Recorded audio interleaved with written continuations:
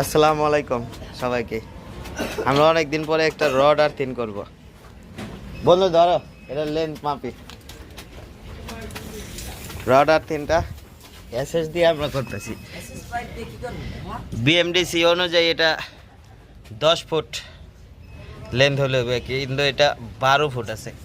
বিএমডিসিতে rod আর thin করে MS rod দিয়ে, আমরা এসএস দিয়ে করতেছি। উচিত হলো গিয়া কপার দিয়া। আর এটার ডায়া আছে হলো গিয়া, এটার মোটা আছে 12 মিলি। আমরা রড আর থিনে ব্যবহার করব কয়লা এবং লবণ।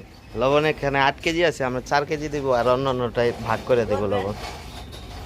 আর এখানে অ্যালুমিনিয়ামের তার ব্যবহার করতেছি আমরা। অ্যালুমিনিয়ামের তার আর লাক্স। আমরা তারের ব্র্যান্ডটা দেখাই দিই, বিআরবি D11 অ্যালুমিনিয়াম ওয়ার। আর এই হলো গর্তের লেন্থটা আপনাকে দেখাইতেছি, যদিও হাতে ভিডিও করতেছি। 1 ফিট